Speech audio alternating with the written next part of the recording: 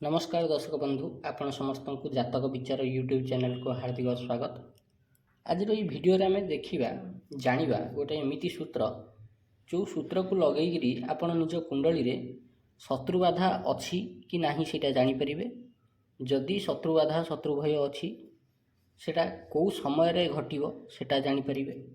आउ तार प्रतिकार कौन करें सेटा भी जानिबे। ध्यान देवे जितेबाला कहार कुंडली बना हुए जन्म कुंडली बना हुए से लग्न चक्र बनिया हुए।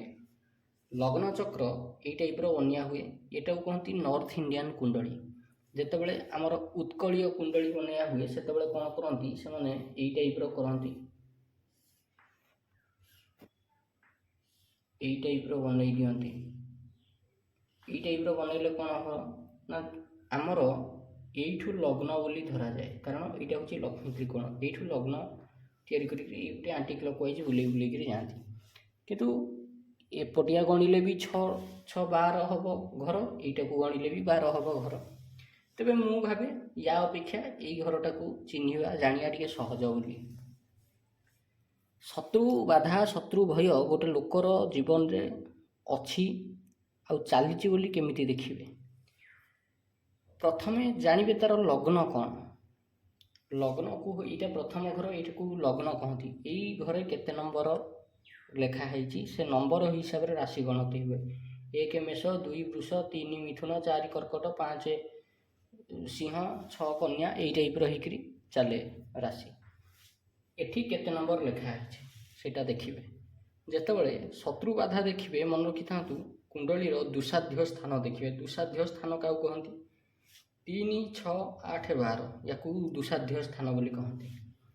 दुसाध्य स्थान भितर सबुठ झाबड़ घर हूँ षष्ठ सबुठ झाबड़ घर। अच्छा जदि सबुठ झाबड़ घर यहाँ देखिए यही षष्ठ घरे केते नंबर राशि पड़ुची से राशि स्वामी ग्रह किए अर्थात से राशि मुख्य ग्रह किए से ग्रहर नाटा लिखिदेवे। गोटे उदाहरण दूची धरी नियंतु एटा हूँ कर्कट लग्नर चार्ट। एटा चार्ट लिखा 5, 6, 7, 8, 9 एठी 9 नंबर धरतु आसीगला। 9 नंबर हूँ धनुराशि। धनुराशि स्वामी ग्रह किए बृहस्पति। बृहस्पति तेबे बृहस्पति हो गले एठी षष्ठाधिपति। जदि एठी बृहस्पतिंकर महादशा अंतर्दशा किंवा प्रत्यंतरदशा चली थबो ताहेले जाइकरी शत्रु वृद्धि हेबे। कौ टाइप शत्रु वृद्धि हेबे गुरुजन शत्रु हो जिवे ब्राह्मण शत्रु हो जिवे किंबा निजर टीचर शत्रु हो जिवे। एटा तो केवल बृहस्पति नुह एटा जे कोनोसी ग्रह एठी बसिछंती तांको पाइका लागू हम। एठी ओनली बृहस्पति दायी नुहति। षष्ठ घर अधिपति ग्रह जी से ग्रह को ना लिखिदेवे से ग्रह को धरिकी चलिए सी हेले शत्रु वृद्धिर कारक ग्रह। ये है फास्ट कॉन्सेप्ट।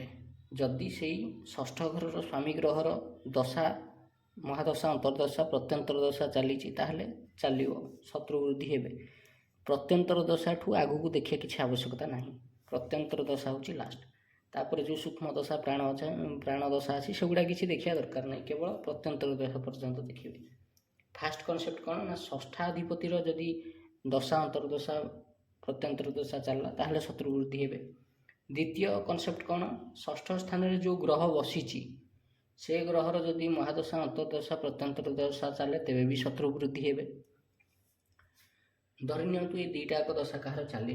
तृतीय देखिए कि कौ ग्रहंकर दृष्टि यही जगह को पड़ुची से ग्रहंकर जदि महादशा अंतर्दशा प्रत्यंतर दशा चले तेबे भी शत्रु वृद्धि हो। धरी नियंतु आप डिटेक्ट करने कि शत्रु वृद्धि होती गोटे लोकर कुंडली देखिकी कौन आप प्रतिकार करेंगे कहे जहाद्वारा कि सी शत्रु बाधारू मुक्त हो पार आउ 100% जेन्युइन काम करूथबो जो रेमेडी।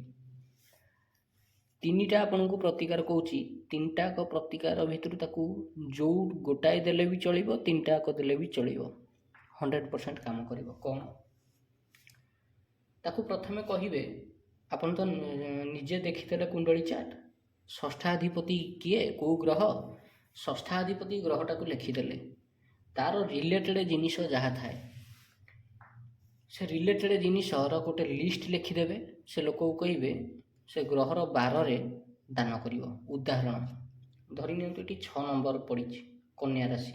କନ୍ୟା ରାଶିର ଅଧିପତି ଗ୍ରହ ହେଲେ ବୁଧ। ତେବେ ବୁଧଙ୍କର ରିଲେଟେଡ଼ ବସ୍ତୁ ଯାହା ତାର ଗୋଟେ ଲିଷ୍ଟ କରିଦେବେ। ତାକୁ କହିବେ ଗୋଟେ କାମ କର, ବୁଧବାର ଦିନ ଏଇ ଜିନିଷଟାକ ଦାନ କରିବ।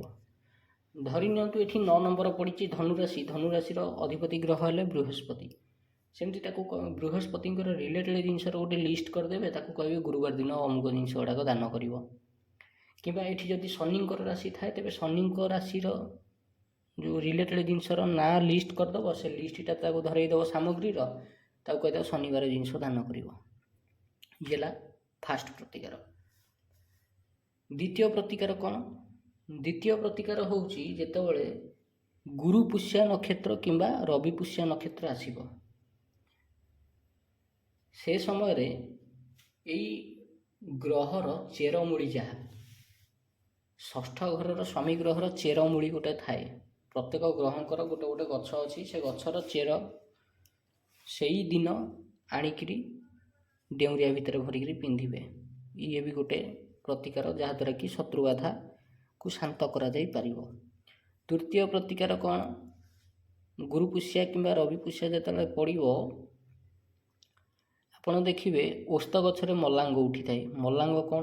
ଓସ୍ତ ଗଛ ଉପରେ ଆଉ ଗୋଟେ କୌଣସି ଗଛ ଉଠିଥିବ, ତାକୁ କହନ୍ତି ମଲାଙ୍ଗ। କିମ୍ବା ଓସ୍ତ ଗଛ ଉପରେ ପୁଳାଏ ଚେର ଭଳିଆ ମାଡ଼ିଥିବ, ତାକୁ କହନ୍ତି ମଲାଙ୍ଗ। ସେଇ ଚେରକୁ ଆଣିବେ। ରବି ପୁଷ୍ୟା ନକ୍ଷତ୍ର ଯେଉଁଦିନ ପଡ଼ିଥିବ କିମ୍ବା ଗୁରୁ ପୁଷ୍ୟା ନକ୍ଷତ୍ର ପଡ଼ିଥିବ, ତାକୁ ଡେଉଁରିଆ ଭିତରେ ଭରିକିରି ପିନ୍ଧିବେ। ୟାଦ୍ୱାରା ବି ଶତ୍ରୁବାଧା ଦୂର ହୋଇଯିବ। ତୃତୀୟ ପ୍ରତିକାର ଗଲା। ବୋନସ୍ ଆପଣଙ୍କୁ ଗୋଟେ ଚତୁର୍ଥ ପ୍ରତିକାର ଦେଉଛି। କ'ଣ କରିବେ?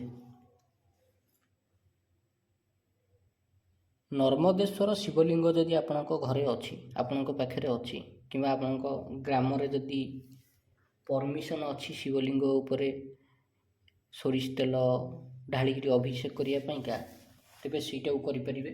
କିମ୍ବା ଘରେ ନର୍ମଦେଶ୍ୱର ଶିବଲିଙ୍ଗ ସ୍ଥାପନା କରିକିରି ଶନିବାରଠୁ ଆରମ୍ଭ କରିକି ଲଗାତାର ସବୁଦିନ ସୋରିଷ ତେଲରେ ଅଭିଷେକ କରିବେ। ତାହେଲେ ମଧ୍ୟ ଶତ୍ରୁବାଧା ଦୂରେଇଯିବ। ଏଇ 4ଟା ଆପଣ ପ୍ରତିକାର କରିକି ଦେଖନ୍ତୁ। ଯେକୌଣସି ଲୋକକୁ ଦେବେ ତା ଉପରେ କାମ କରେ। ତେବେ ଆଜି ପାଇଁ ଭିଡ଼ିଓଟି ଏତିକି। ଆଶା କରୁଛି ଭିଡ଼ିଓଟି ଭଲ ଲାଗିଥିବ। ଯଦି ଭିଡ଼ିଓଟି ଭଲ ଲାଗିଛି, ଏଭଳି ଭିଡ଼ିଓ ଦେଖିବା ପାଇଁ ଆପଣ ଆମ ଚ୍ୟାନେଲ୍ ଜାତକ ବିଚାରକୁ ନିହାତି ସବସ୍କ୍ରାଇବ୍ କରନ୍ତୁ। ଧନ୍ୟବାଦ।